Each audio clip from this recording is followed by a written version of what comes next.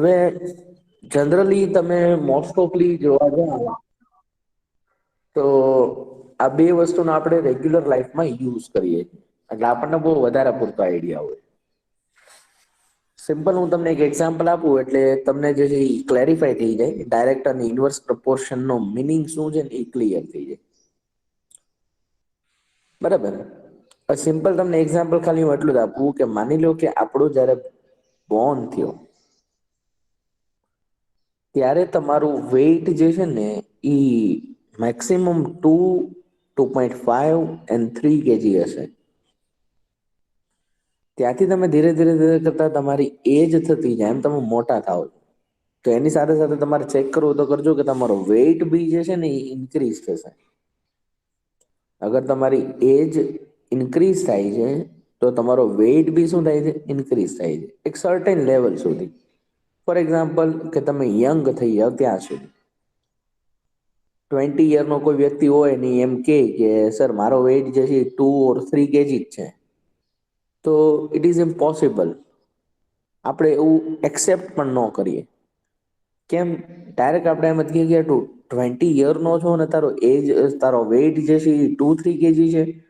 ના, આ વસ્તુ ન મનાય. It is known as direct relation.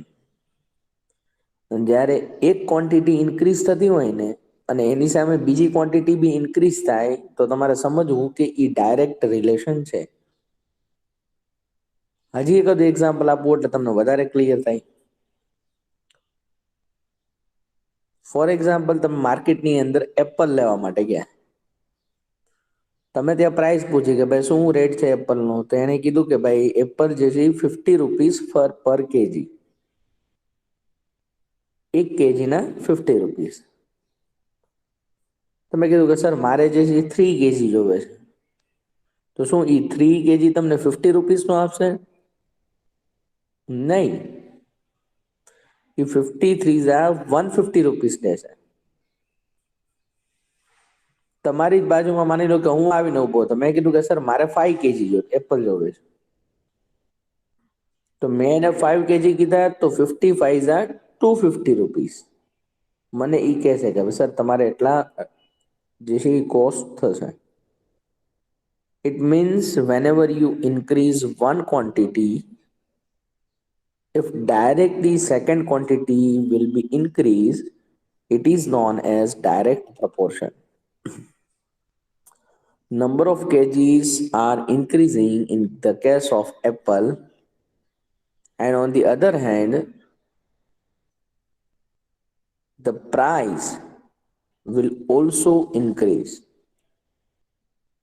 Means these two different quantities are directly connected to each other. It is known as direct relation, direct proportion. તમને બીજું practical example આપો.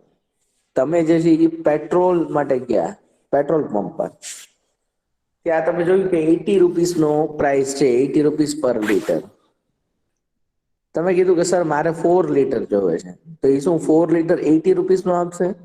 નહીં. 80 રૂપીસ પર લીટરના રેટ થી તમારે 4 લીટર જોવે છે. તો 80 4 320, 8 4 32 and 10 320.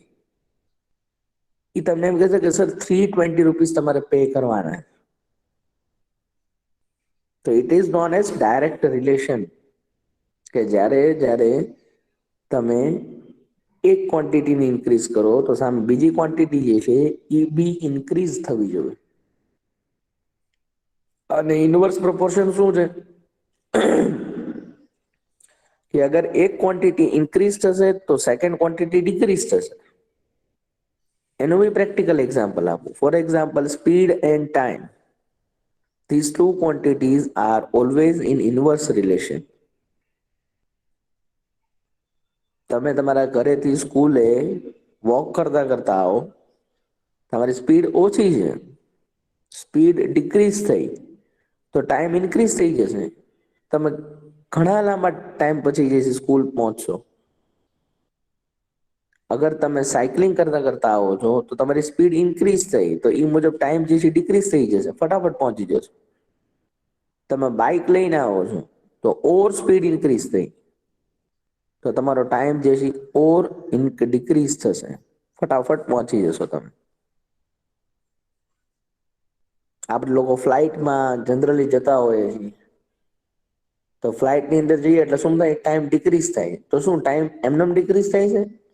નહીં, પ્લેન જે છે એની સ્પીડ ઇન્ક્રીઝ થઈ ગઈ છે. અહીંયાથી તમારે બોમ્બે જવું હોય તો જનરલી આપણે કોઈ ટ્રાવેલ્સમાં અથવા તો ટ્રેનની અંદર ટિકિટ બુક કરાવીએ તો 14 to 15 hours કમ્પ્લીટ લે છે. અને એ જગ્યાએ તમે ભાવનગર ટુ બોમ્બે ફ્લાઇટમાં જાઓ તો એ ઓનલી 2 hours લે છે. સો એ 2 hours જે તમારો 15 hours માંથી 2 hours નો ટાઈમ જે ડિક્રીઝ થયો છે, તો એનો મતલબ એમ નહીં સમજતા કે ઈ એવી કોઈ ફ્યુચર છે, નહીં. એની સામે જે છે એ આપણે સ્પીડને ઇન્ક્રીઝ કરવી પડે, because of speed end time are in inverse relation. એટલે શું થયું કે ભાઈ તમે સ્પીડ પેલા ટ્રાવેલ્સમાં કે ટ્રેનમાં કે ગમે એમાં જતા હો તો 150-200 સ્પીડ હોય, અને જ્યારે આ આવે તો આની સ્પીડ કેટલી હોય? 500, 600, 800, 1000, sorry 1000. It means whenever you increase one quantity, on the other hand, the second quantity will be decreased. It is known as inverse relation. એક ક્વોન્ટિટી ઇન્ક્રીઝ થઈ એની સામે સેકન્ડ ક્વોન્ટિટી ડિક્રીઝ થઈ. હવે પ્રેક્ટિકલ એક્ઝામ્પલ આપું તમારા ક્લાસનું એટલે તમને વધારે આઈડિયા આવે. માની લો કે અત્યારે લેક્ચરમાં હું એવું અનાઉન્સમેન્ટ કરી દઉં કે FF4ની એક્ઝામમાં જે સ્ટુડન્ટને 20 out of 20 માર્ક્સ આવશે એને હું 1000 રૂપીસનું પ્રાઇઝ આપીશ. પણ 1000 રૂપીસનું પ્રાઇઝ આપીશ ને એની અંદર મેં એક વર્ડ એડ કરી દીધો. એ વર્ડ શું હતો ખબર છે? કલેક્ટિવ 1000 રૂપીસનું પ્રાઇઝ જે છે ને હું ડિસ્ટ્રીબ્યુટ કરીશ. કલેક્ટિવ 1000 મીન્સ શું? કે અગર માની લ્યો કે ભાઈ એક સ્ટુડન્ટ છે ઝેન અલી, એને 20 out of 20 માર્ક્સ આવ્યા તો એને હું 1000 રૂપિયા આપી દઈશ કે ચાલે ભાઈ તારો જે છે એ ફર્સ્ટ રેન્ક આવ્યો, 20 out of 20 મેથ્સમાં લઈને આવ્યો. પણ અગર માની લ્યો કે ઝેન અલીની સાથે સાથે અલી રઝા જે છે એને બી 20 out of 20 આવ્યા, the number of students for getting full marks are increased. Number of student 2 થઈ ગયા. હવે તો પ્રાઇઝ હું બંનેને 1000 નહીં આપું. કેમ? કે હું બહુ શું બોલ્યો તો કલેક્ટિવ પ્રાઇઝ જે છે એ 1000 રૂપીસ આપીશ. તો હવે બંનેને મળશે 500. પછી માની લો કે ભાઈ રેહાનને બી 20 out of 20 આવ્યા, સાકિબને બી 20 out of 20 આવ્યા, તો 4 સ્ટુડન્ટ થયા, તો નંબર ઓફ સ્ટુડન્ટ ઇન્ક્રીઝ થયા, તો એની સામે જે પ્રાઇસ જે હતી એ તમારી શું થઈ જશે? ડિક્રીઝ થઈ જશે. હવે બધાને હું 250 રૂપીસ જ આપીશ. Y? Because of I am saying I will pay collective 1000 rupees, not per person 1000 rupees. So it is known as inverse proportion. I hope you all are clearly understood the concept of direct and inverse proportion. Yes or no? Yes, sir. Okay. Now we are directly move to the exercise 13.1. So you can clearly understood how can they ask the question. Okay.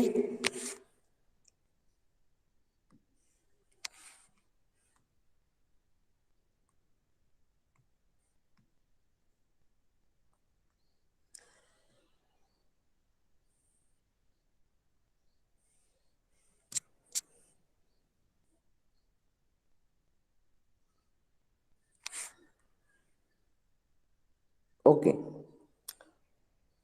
Now see question number 1 in exercise 13.1.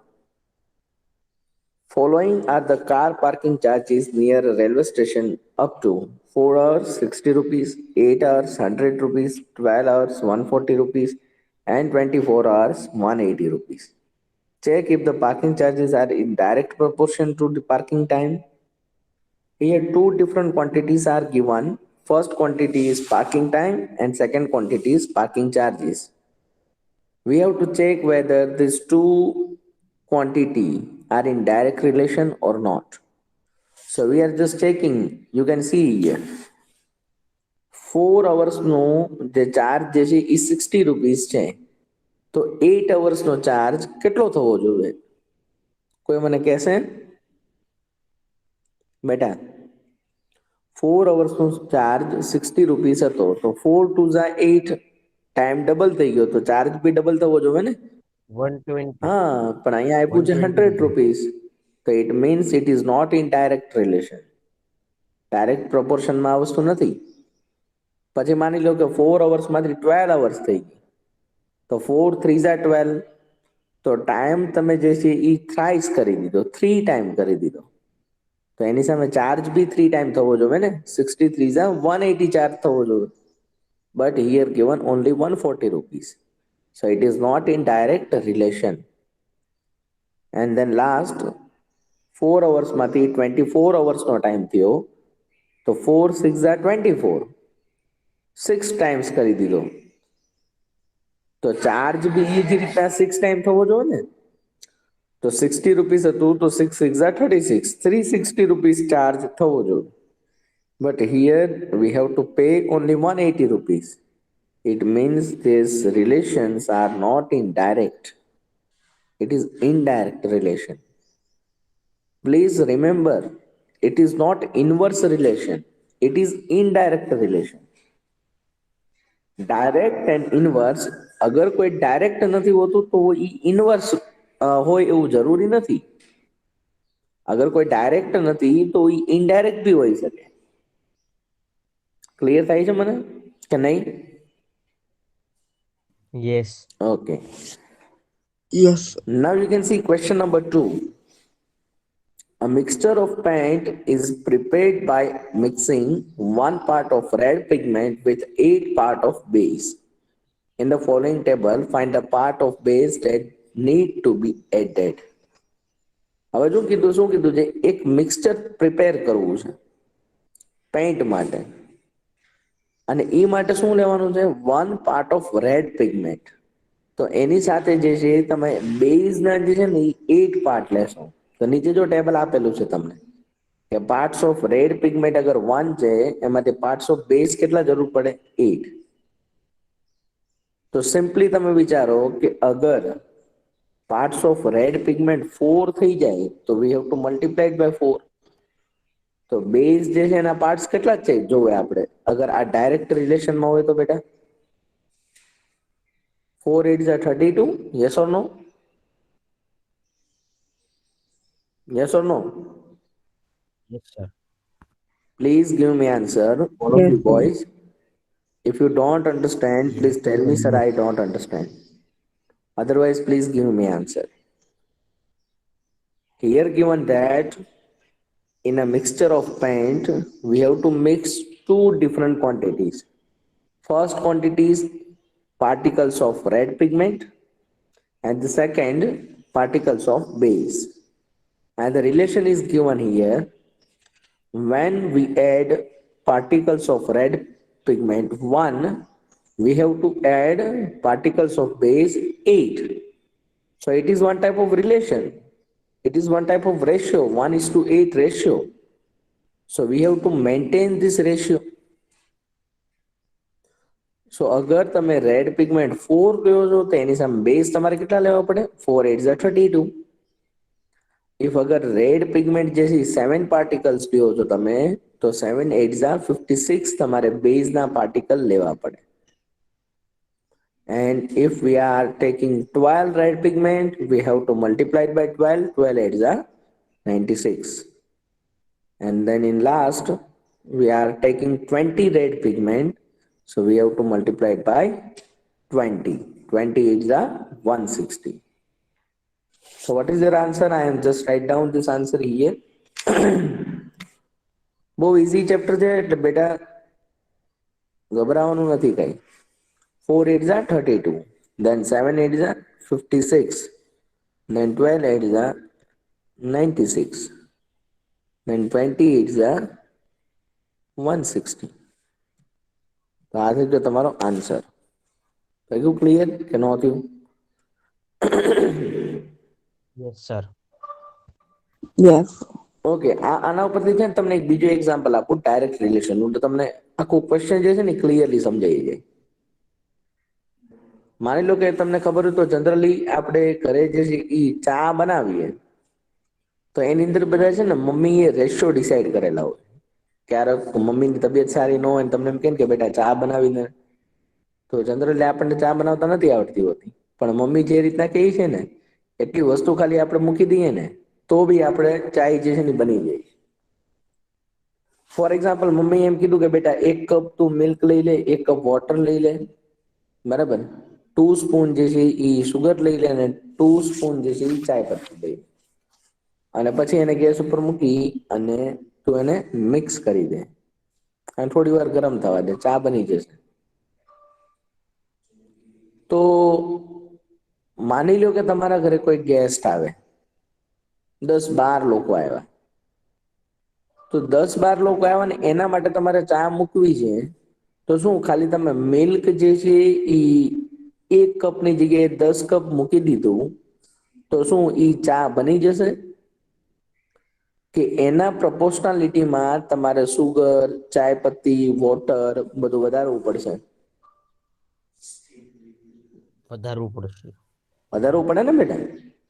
It is known as direct relation, કે અગર તમે milk વધારો છો તો એની સામે તમારે sugar, ચાય પત્તી, વોટર બધું ઇન્ક્રીઝ કરવું પડે. શું ક્લિયર કે નો ક્લિયર થયું? હે ને? યસ. Very good. ચલો, તો એ જ રીતનો આ ક્વેશ્ચન છે કે અગર 1 પર્સન હતું તો 8 પાર્ટ્સ ઓફ બેઝ જોવે, 4 પર્સન થઈ ગયા તો કેટલા પાર્ટ્સ જોશે? 32. 7 પર્સન થશે તો 56 પાર્ટ, 12 પર્સન થશે તો 96, 20 પર્સન થશે તો 160. આવી મેં તમને કમ્પેરિઝન કરીને એક્સપ્લેન કરવાની ટ્રાય કરી. ચલો, પછી શું છે question number 3? In a question number 2 above, if one part of red pigment requires 75 ml of base, how much red pigment should be mixed with 1800 ml of base? હવે આ question જે છે ને એ આપણે લાઈવ બોર્ડમાં સોલ્વ કરશું. તો શું કીધું છે એક વખત ફરી વખત રીડ કરી લઈએ. If one part of a red pigment requires 75 ml of base, તો તમે સેકન્ડ ક્વેશ્ચનમાં જુઓ તો 1 પાર્ટ્સ ઓફ રેડ પિગમેન્ટ છે એના માટે તમારે બેઝના કેટલા પાર્ટિકલ જોવે બેટા? 8 પાર્ટિકલ જોવે કે ન જોવે? યસ. જોવે ને?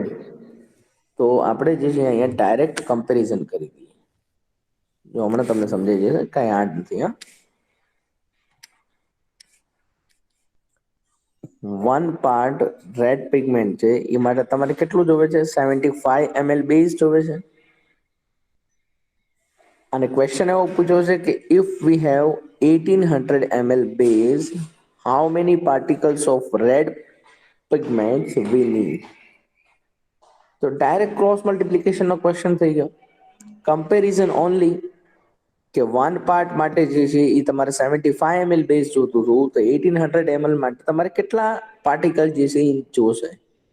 ડાયરેક્ટ કમ્પેરિઝન થઈ ગઈ. ડાયરેક્ટ કમ્પેરિઝન થઈ ગઈ તો we have to multiply, cross multiply 1 into 1800 divide by 75. હવે તમારે શું કરવાનું છે? સિમ્પલી આને કટ કરી દેવાનું છે. માની લો કે 5 થી પહેલા કટ કરીએ આપણે તો શું થાય? 5 1 ઝા 5, 2 ઇઝ રિમાઇન્ડર 25, 5 5 ઝા 25. ચલો, ઉપર भी 5 થી કટ કરી દો. 5 1 ઝા 5, 3 ઇઝ રિમાઇન્ડર 3 0 30, 5 6 ઝા 30 and 1 0 160. અગેન 5 થી કટ થશે. જો, સો 5 3 ઝા 15, ऊपर भी कट करो. 5 3 Jha 15, 1 is reminder 10, so 5 2 Jha 10. So what is your answer? 32 by 3 particles જે છે એ આપણે જરૂર પડશે. કોના? રેડ પિગમેન્ટના. ક્લિયર થયું કે નો થયું ક્લિયર બધાને? Yes sir. જો એક રેડ પિગમેન્ટનો પાર્ટિકલ હતો એના માટે તમારે 75 ml બેઝની જરૂર પડે છે, બરાબર ને બેટા? તો 1800 ml બેઝ અગર પ્રિપેર કરવું તો એના માટે કેટલા પાર્ટિકલ રેડ પિગમેન્ટના જરૂર પડે?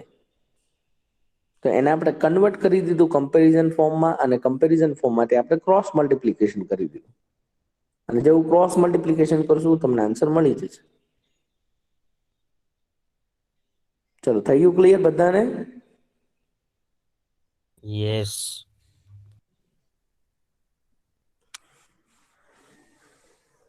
Okay, now question number 4. A machine in a soft drink factory fills 840 bottles in a 6 hours. How many bottles will it fill in 5 hours? આ બી ડાયરેક્ટ કમ્પેરિઝનનો ક્વેશ્ચન થયો કે તમારે ચેક કરવું હોય તો કરો કે 840 બોટલ્સ જે છે એ ફિલ કરે છે 6 અવર્સમાં, તો 5 અવર્સમાં કેટલી બોટલ જે છે એ ફિલ થશે? તો ટાઈમ રિડ્યુસ થયો ને, તો એની સામે number of bottle be reduce થશે. ત્યારે આપણે ક્વેશ્ચન સોલ્વ કરશો એટલે તમને આઈડિયા આવી જશે. Because of it is in direct relation. તમને તો સિમ્પલ એક્ઝામ્પલ આપું ને, માની લો કે હું તમને એમ કહું કે ભાઈ તમે આવતીકાલે જે છે આ 20 ક્વેશ્ચન ને સોલ્વ કરીને લાવજો 2 અવર્સમાં. મેં એવું તમને કહી દીધું, તો અગર માની લ્યો કે ભાઈ અલીરઝા જે છે એને ટાઈમ ન મળ્યો, એને ખાલી 10 ક્વેશ્ચન જ સોલ્વ કર્યા, તો એ 10 ક્વેશ્ચન સોલ્વ કરવા માટે કઈ ને 2 અવર્સ થોડી લાગી હોય. તમે નંબર ઓફ ક્વેશ્ચન ને ડિક્રીઝ કર્યા તો એની સામે ટાઈમ બી ડિક્રીઝ થાય, 1 અવર ટાઈમ થઈ ગયો. It is known as direct relation. હવે જુઓ એટલે તમને સમજાઈ જશે. અહીંયા 840 બોટલ જે છે એ ફિલઅપ થઈ છે ઇન 6 hours. જો સેમ ક્વોન્ટિટી તમારે મૂકવાની બેટા, એમાં ભૂલ ન પડે. હવે શું ક્વેશ્ચન કીધો છે કે find the number of bottle field in 5 hours. તો 5 hours છે તો ક્વોન્ટિટી સેમ રાખવી પડે, એ માટે 6 ની નીચે જ તો 5 રખાય. એન્ડ નંબર ઓફ બોટલ જે છે we have to find here. આથી કમ્પેરિઝન. કમ્પેરિઝન થયા પછી શું કરવાનું છે? Cross multiplication. So 840 into 5 divide by 6. હવે શું કરું તો કે ભાઈ કટ કરી દઉં, જે કટ થતું એને 6 થી આને કટ કરવાની ટ્રાય કરું તો 6 1 જા 6, 2 reminder, 2 reminder means 24, and 24 means 6 4 જા 24. અને 0 જે છે એને કઈ ડિવાઈડ નહીં કરી શકે એટલે 0 એઝ ઇટ ઇઝ રાખી દઉં 140.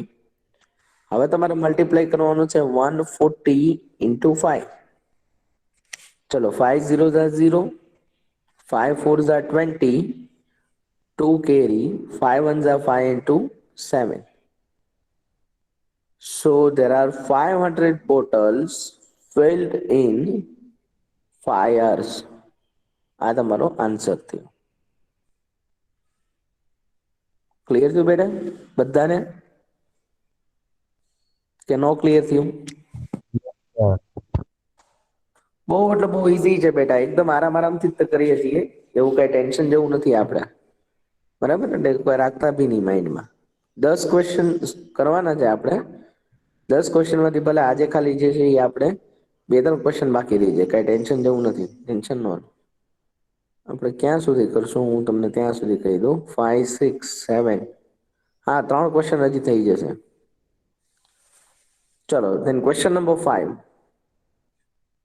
A photograph of a bacteria enlarged 50,000 times attain a length of 5 centimeter as shown in a diagram.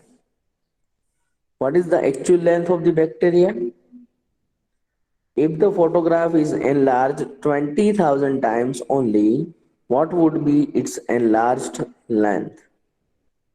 હવે જો તમને બધાને ખબર છે, તમે લોકો સાયન્સમાં સ્ટડી બી કરો છો કે bacteria are very small, we can not see by our native eyes.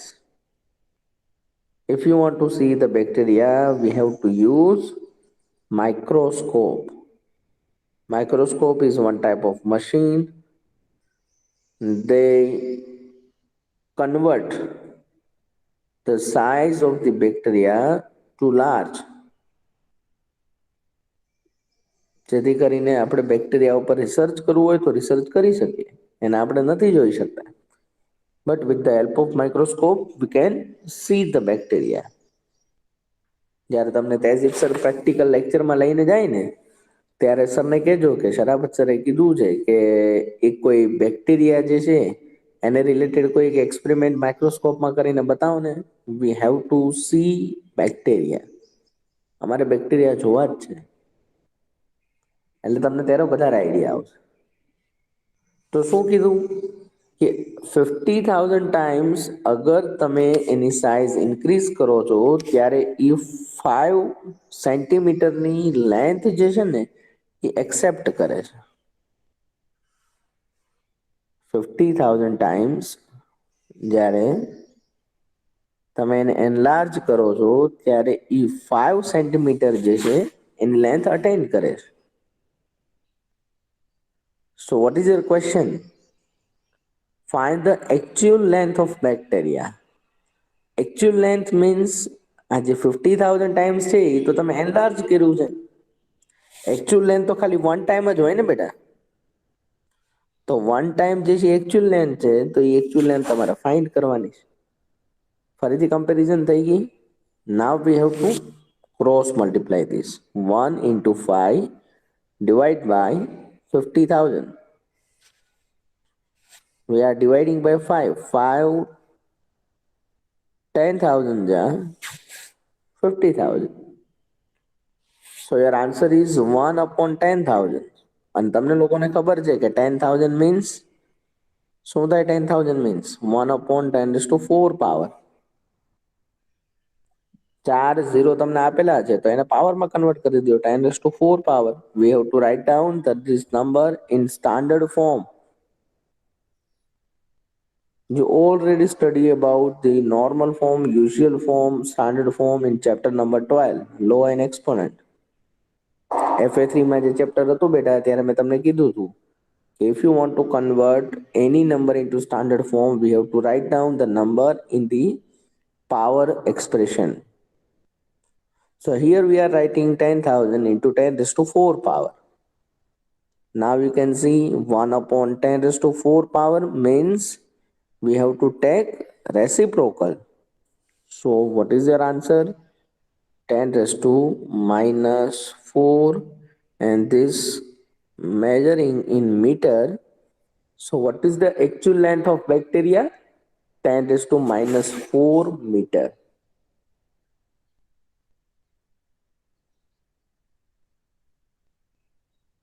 Now in this question we have second sub question.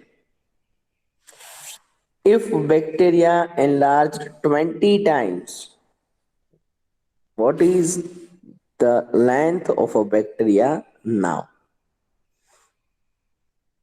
So we are doing comparison only. 50,000 times જ્યારે તમે જે છે એને એનલાર્જ કર્યું છું ત્યારે એને 5 સેન્ટીમીટરની લેન્થ અટેન્ડ કરી હતી. તો જ્યારે તમે 20,000 ટાઈમ્સ જે છે એ એને એનલાર્જ કરશો ત્યારે એ કેટલી લેન્થ અટેન્ડ કરે? We have to find this. And for this again we are cross multiply this thing. 20,000 into 5 divided by 50,000. 4 0 will be cut. 5 will be cut. So what is your answer? Only 2 centimeter.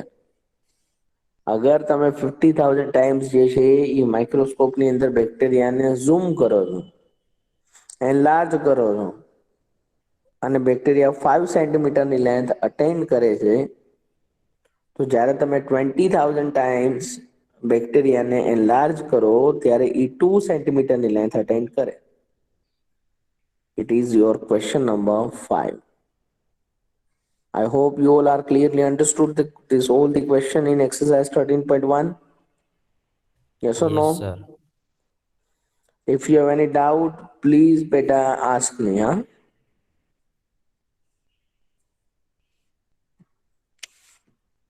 Okay.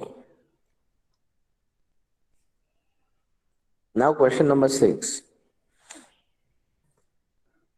In a model of a ship, the mast is 9 centimeter high, while the mast of actual ship is 12-meter high.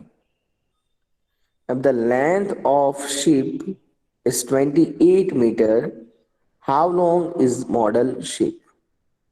તો બેટા અહીંયા છે ને બે શિપની comparison આપેલી છે. એક ship જે છે એ એકચ્યુઅલ શિપ છે કે જે સી ઓશનની અંદર હોય છે, અને એક શિપ આપ્યું છે model ship. Model ship means આપણે ક્લાસરૂમમાં અથવા તો કઈ એવો ફેર હોય, ફેસ્ટિવલ હોય, આપણી ઓફિસ હોય, આપણું ઘર હોય, ત્યારે આપણને અલગ અલગ ક્રાફ્ટ કરવાના શોખ થાય ને, ત્યારે આપણે બધા અલગ અલગ તે મોડલ બનાવીએ ને, તો એમાં તમે જે છે ને એ જ તે શિપને મોડલમાં કન્વર્ટ કર્યું. તો એ મોડલમાં કન્વર્ટ કરો છો તો એ બંનેની કમ્પેરિઝન અહીંયા આપેલી છે. કઈ રીતે કમ્પેરિઝન આપેલી છે તમે લાઈવ બોર્ડમાં જોવો એટલે તમને ક્લિયર થઈ જશે. કમ્પેરિઝન આપેલી છે તમે એકચ્યુઅલ શિપની અને મોડેલ શિપની.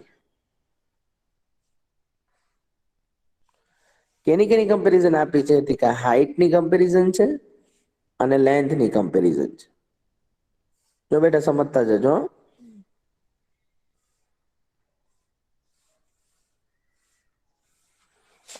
એકચ્યુઅલ શિપ જે છે એની હાઇટ અને લેન્થ શું છે? ફરી વાર ક્વેશ્ચન રીડ કરીએ એટલે તમને સમજાઈ જશે.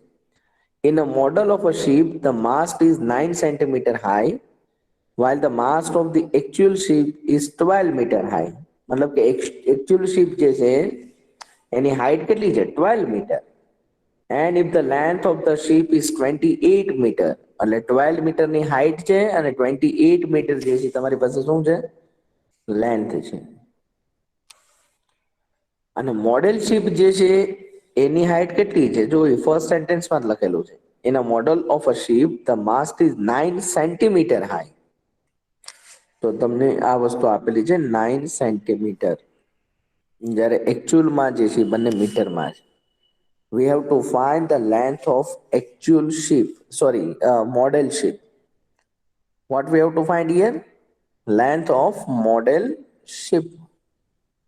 And for this we have to cross multiply this thing. So 9 into 28 divide by 12. બસ આટલી કમ્પેરિઝન કરવાની છે ખાલી, ને ક્રોસ મલ્ટીપ્લિકેશન. ચલો 3 3 Jha 9, 3 4 Jha 12, 2 2 Jha 4, 2 1 Jha 2, 2 4 Jha 8. Sorry. We are directly cut by 7. 4 7s are 28. So what is their answer? 7 3s are 21 centimeter. It is the length of model ship. Clear થયું કે ન થયું? ક્લિયર બેટા? Yes, sir. એકચ્યુઅલ શિપ જે છે એના dimension, height અને length જે છે એને તમે કન્વર્ટ કરી મોડલ શિપમાં. હવે તમે જ્યારે મોડલ બનાવતા હો તો મોડલ કઈ એટલી મોટી શિપ જેટલા તો ન જ હોય ને. એની કમ્પેરિઝનમાં તમારે શું કરવું પડે? સ્મોલ કરવા પડે. તો અગર એની હાઇટ 12 મીટરમાંથી 9 સેન્ટીમીટર સુધી જો તમે રિડ્યુસ કરતા હો તો એની જે એકચ્યુઅલ લેન્થ હતી 28 મીટર, એને બી તમારે કન્વર્ટ કરવી પડે. એને કન્વર્ટ કરી અને કેટલી કરી દીધી? 21 centimetre. So we can make the ship as actual ship. જે રીતની એકચ્યુઅલ શિપ છે એ જ ડાયમેન્શનમાં તમે અહીંયા જે છે ને એ શિપને એનું મોડલ પ્રિપેર કરી દીધું. So it is in direct relation. Now you can see question number 7. Suppose, okay, wait. Please take a screenshot of question number 1 to 6. 7, 8, 9, 10 we are doing in next lecture because of our time is okay. Take a screenshot of this all.